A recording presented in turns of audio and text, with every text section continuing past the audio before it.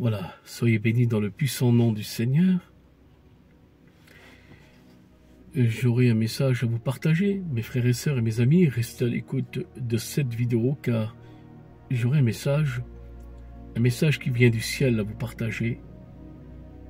Restez à l'écoute de cette vidéo car peut-être que cette vidéo va durer un peu de temps, mais prenons le temps pour Dieu. Parce que le temps est compté aujourd'hui. Le temps est compté aujourd'hui. La Bible dit qu'il vaut mieux passer 1 heure dans les parvis de Dieu que 1000 ailleurs dans ce monde. Nous vivons les temps de la fin.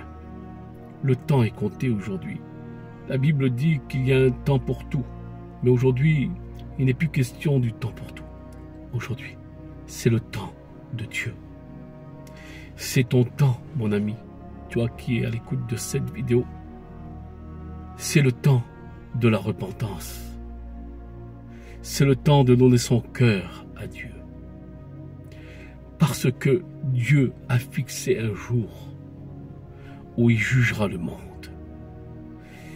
Le temps de la grâce, il faut la saisir.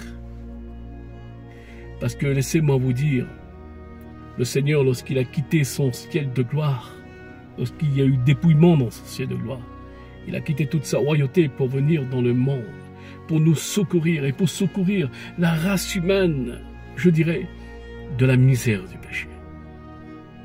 Car le péché, c'est une misère. Le péché, c'est la misère.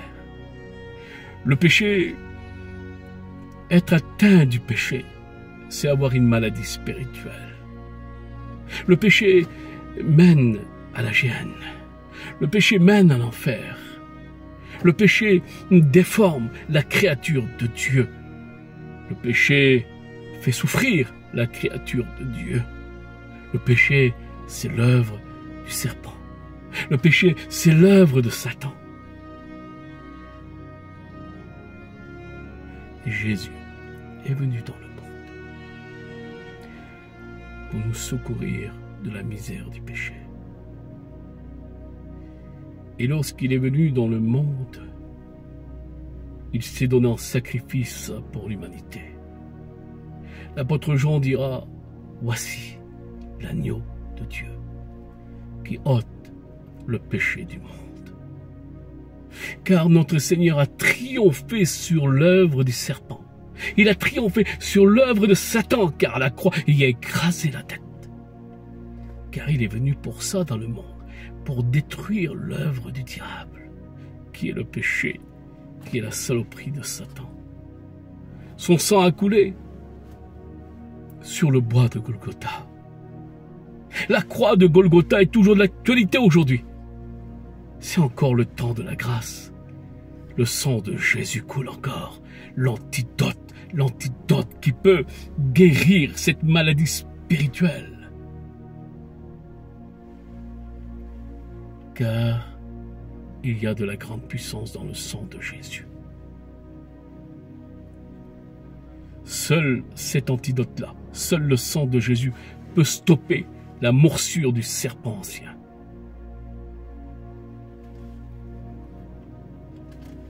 Jésus est venu dans le monde, il dira, je suis venu dans le monde, non pas pour le juger, mais je suis venu pour sauver le monde.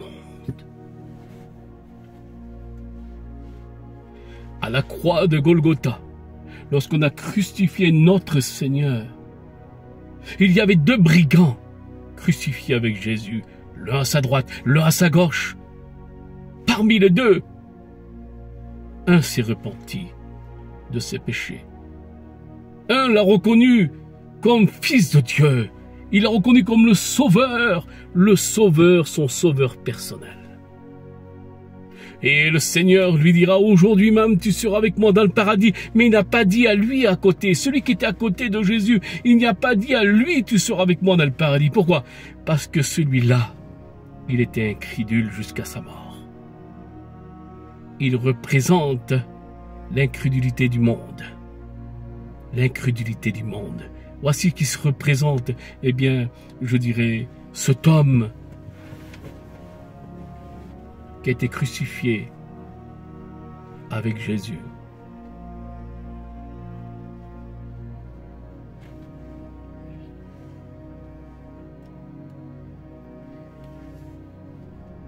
Il est resté incrédule jusqu'à sa mort. Il avait le moyen d'être sauvé. S'il faisait comme son voisin qui avait à côté de lui à la croix, cet homme qui a accepté Jésus. Et pourtant c'était un brigand, je suppose qu'il avait tué peut-être, je ne sais pas moi, il avait fait des choses très graves dans sa vie. C'était un brigand. Mais il y a eu repentance. Et le Dieu de vérité, le Dieu d'amour, ne refusera jamais une repentance qui vient du cœur. Il ne refuse pas la véritable repentance. Dieu accepte le pécheur qui se repent. Il écoute la prière du pécheur qui se repent. Mais l'autre brigand, il est mort dans son incrédulité, dans son péché.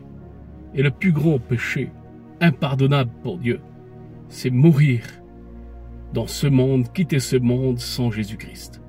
Sans repentance, sans Jésus-Christ, sans expérience.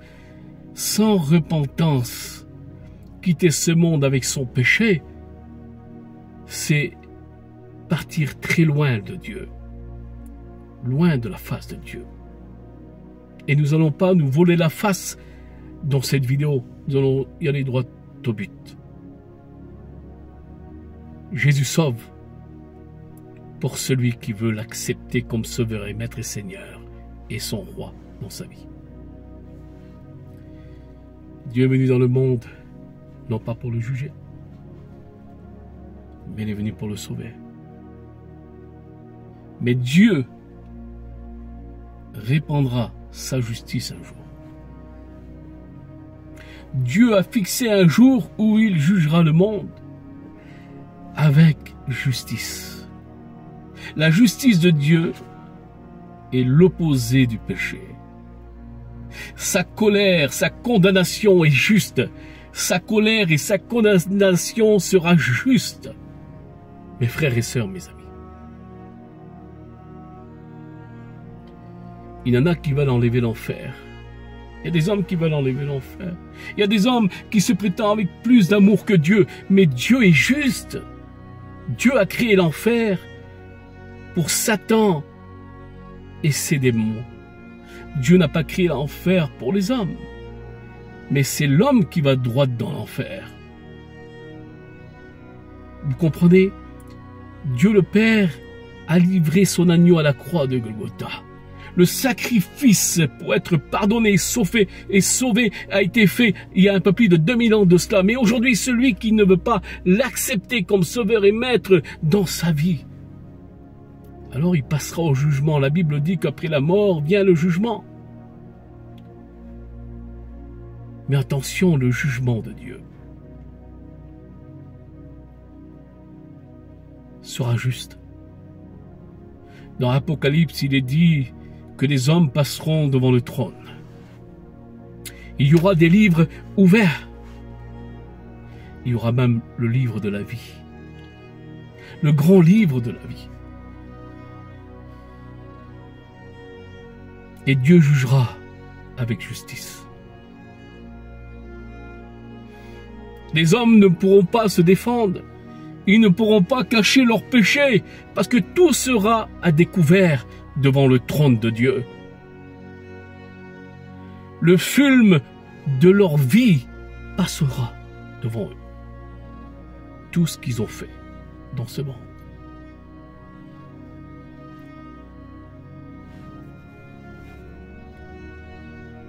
Et Dieu jugera avec justice. Et celui que son nom n'est pas écrit dans le livre de la vie,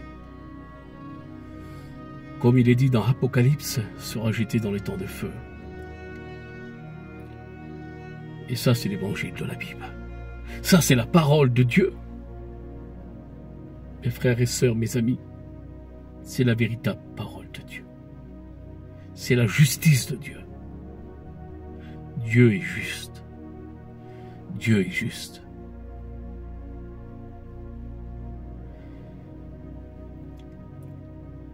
Oui, Dieu a fixé un jour où il jugera le monde avec justice.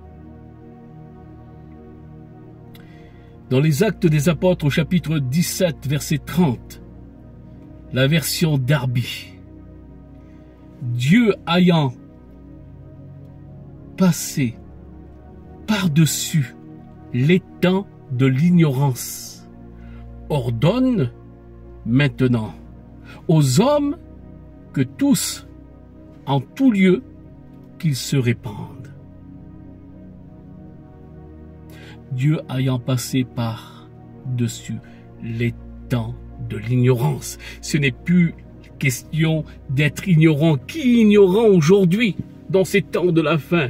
Le monde entier ignorant que Jésus a donné sa vie sur le bois de Golgotha, que le Christ s'est donné comme un agneau pour l'humanité, que le Père Céleste a tant aimé le monde qu'il a donné son Fils unique, afin que quiconque croise en lui ne périsse point, qu'il est la vérité. Qui ne connaît pas ce chapitre, ce verset, Jean 3,16, le monde entier le connaît.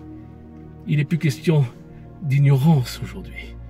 C'est pour cela qu'il est dit, Dieu ayant passé par-dessus l'étang de l'ignorance, il ordonne maintenant à tous les hommes, en tout lieu, qu'ils se répandent. C'est le temps de la repentance, c'est le temps de la grâce. C'est important, Seigneur. Et dans les Actes des Apôtres au chapitre 17, verset 31, écoutez ce qu'il dit. Parce qu'il a établi un jour auquel il doit juger en justice la terre habitée par les hommes. Et qu'il a destiné à cela de quoi il a donné une preuve certaine à tous, l'ayant ressuscité d'entre les morts, ce qui veut dire que Dieu a donné la preuve à l'humanité qu'il a ressuscité son Fils d'entre les morts et qu'il a donné son Fils à la croix.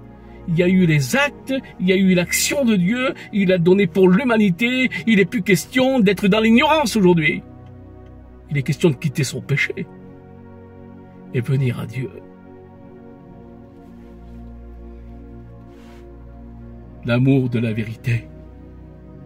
C'est comme cela qu'est appelé l'amour de Dieu, l'amour agapo, dans les Écritures, dans la Bible. Il est question de l'amour de la vérité. Vous ne trouverez pas, en vérité, ce que je vous dis, un amour sans la vérité. C'est pas l'amour de Dieu. L'amour sans la vérité, c'est pas l'amour de Dieu, c'est l'amour des hommes, c'est l'amour des sentiments de la chair. Mais c'est pas l'amour de Dieu, parce que l'amour de Dieu s'appelle l'amour de la vérité.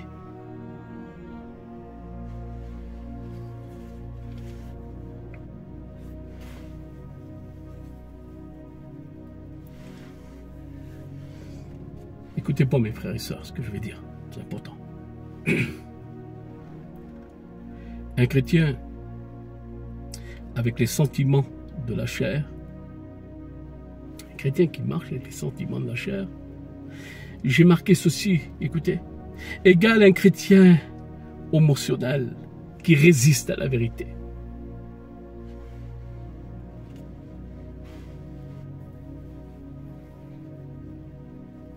Eh oui. Un chrétien qui marche avec les sentiments de la chair,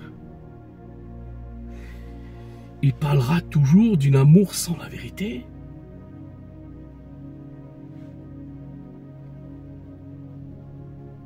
Un chrétien avec les sentiments de la chair, un chrétien émotionnel, résistera toujours à la vérité et il parlera toujours de l'amour sans la vérité. Mais un chrétien spirituel qui marche réellement avec le Christ, né de nouveau, qui marche par l'Esprit, parlera de l'amour, mais avec la vérité. Écoutez comment elle est appelée l'amour de Dieu dans 2 Thessaloniciens chapitre 2 verset 10. Et avec toutes les séductions de l'iniquité pour ceux qui périssent, parce qu'ils n'ont pas reçu l'amour de la vérité pour être sauvés. Ils n'ont pas reçu l'amour de la vérité pour être sauvés. Voici comment ça s'appelle l'amour de Dieu, l'amour de la vérité. Sans la vérité, il n'y a rien. Sans la vérité, il n'y a rien. Jésus dira, je suis le chemin, je suis la vérité, et je suis la vie. Et la vérité du Christ, c'est qu'il n'accepte pas tout. C'est le temps aujourd'hui de s'éloigner des compromis, de dire non au compromis. Jésus revient. C'est le temps aujourd'hui d'être en guerre contre le péché, parce qu'un véritable soldat de Jésus-Christ, un soldat de Dieu, qui a l'armure spirituelle, Éphésiens 6, il se revêtit de toutes les armes de Dieu. Celui-là combattra le péché. Le péché, c'est notre ennemi. S'il est l'ennemi de Dieu, il doit être aussi notre ennemi. Si nous avons l'esprit de vérité, alors si nous sommes vrais, nous devons combattre le péché. Il n'y a pas de partage, il n'y a pas un cœur partagé, un côté pour le monde, un côté pour Dieu.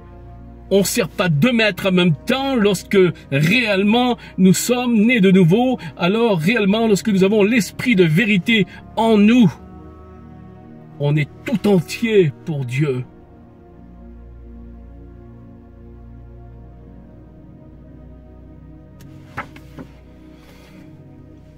Que le nom de Jésus en soit glorifié, tout entier pour Dieu.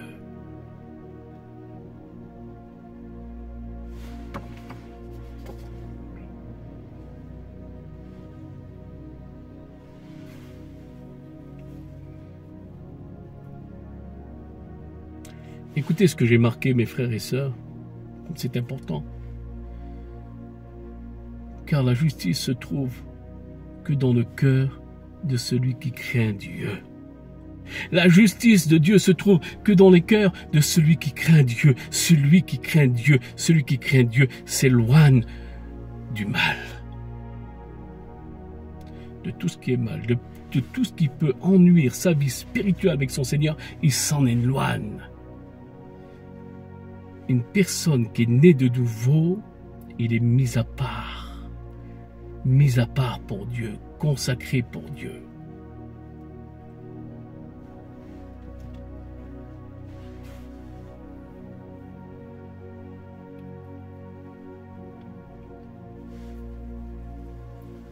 Car la justice, au sens biblique, commence par la sainteté, mes frères et sœurs et mes amis. Car la justice se trouve que dans le cœur de ceux qui craignent Dieu. Dans la Bible, il y avait un homme qui craignait Dieu. Dans le Nouveau Testament, un homme remarquable, il prêchait dans le désert. Il criait dans le désert. Il baptisait au Jourdain. Il faisait la volonté de Dieu. Il a aplani le chemin du Christ. Cet homme se nomme Jean le Baptiste. Un homme rempli de la justice de Dieu. Un homme rempli de la vérité. Un homme vrai. Un homme qui dénonçait les œuvres du diable. Un homme qui dénonçait le péché. Car en réalité, un homme de Dieu doit dénoncer le péché. S'il ne dénonce pas le péché, il a un problème dans sa vie. Un prédicateur doit dénoncer les œuvres du diable. Dans l'évangile de Marc au chapitre 6, verset 20, écoutez ça, mes frères et sœurs, mes amis. Car Hérode, craignant Jean le Baptiste, le connaissait pour être un homme juste et saint. Il le protégeait, perplexe, il l'écoutait, il était perplexe lorsqu'il écoutait, et il écoutait avec plaisir. Il écoutait Jean le Baptiste lorsqu'il prêchait, lorsqu'il parlait, il l'écoutait avec plaisir. Il reconnaissait comme un homme juste, comme un homme saint qui vit la sainteté. Et Hérode, c'était pas n'importe qui, Hérode. Le roi Hérode. Et là, Jean le Baptiste va dénoncer son péché. Il va dénoncer le péché d'Hérode. Son péché d'adultère. Hérode, repens-toi. Parce que tu as fait l'adultère, Hérode. Repens-toi, c'est grave. Tu as fait l'adultère avec la femme de ton frère, de ton demi-frère. Repens-toi, Hérode. Tu es en danger. Et puis, je peux vous dire une chose, lorsque Jean le Baptiste a repris Hérode, lorsqu'il a dénoncé son adultère, son péché, ça y a coûté. Ça y a coûté. Parce que nous savons, lorsque nous dénonçons les œuvres du diable, lorsque nous dénonçons le péché, le diable n'est pas d'accord. Il y aura toujours des attaques derrière, bien sûr que oui. Mais nous sommes plus que vainqueurs en Jésus-Christ. Car notre Seigneur y a écrasé la tête aux menteurs. Il y a écrasé la tête, il a dépouillé à la croix de Golgotha. Lorsque Jésus est avec nous, qui serait contre nous? La Bible dit. Jésus, il est avec celui qui est vrai et qui dit la vérité et qu'il a la vérité en lui. C'est important.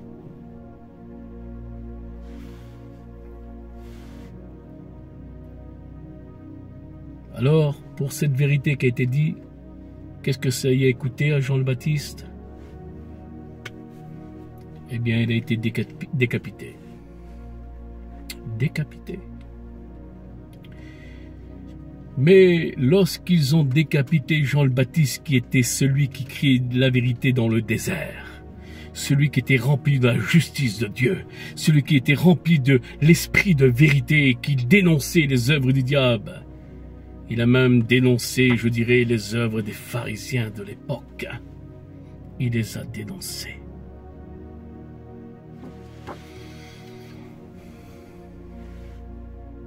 Qui vous a appris? Qui vous a appris d'échapper à la colère à venir de Dieu, qui dira aux pharisiens, aux sadduciens, lorsqu'ils venaient à son baptême au Jourdain. Jean le Baptiste ne camouflait pas le péché, il le dénonçait parce que c'est ça la justice de Dieu. Dieu a horreur du péché. Horreur du péché. Mais lorsqu'ils ont décapité Jean le Baptiste, ils n'ont pas tué la vérité. La vérité, on ne peut pas tuer la vérité. On ne peut pas écraser la vérité. Même si on la met, je dirais, dans l'eau, au fin fond de l'océan, pour la camoufler, pour la cacher, un jour, elle refera surface. La vérité triomphera toujours. On a voulu tuer la vérité sur une croix. On a voulu tuer la vérité sur une croix. Mais la vérité est ressuscitée des morts. Elle ne meurt point. Elle ne meurt point. Et lorsqu'ils ont décapité Jean le Baptiste, il s'est multiplié, je dirais, des Jean le Baptiste, parce qu'aujourd'hui, dans notre nouveau siècle, il y a encore des Jean le Baptiste qui dénoncent les œuvres du diable. Il y a encore des hommes de Dieu qui marchent avec l'esprit de vérité, qui dénoncent et qui sont francs et qui disent tout au sujet des Écritures et qui ne cachent rien et qui n'ont peur de rien. Parce qu'un homme de Dieu n'a peur de rien. Il prêche, il dénonce, il ne craint rien. C'est ce qu'il était, Jean le Baptiste. Et la vérité ne cessera, je dirais, de triompher. Voici le message que je voulais vous partager, mes frères et sœurs et mes amis. Dieu est juste. Dieu nous aime. Dieu aime l'humanité. Mais dans sa justice, soyez bénis.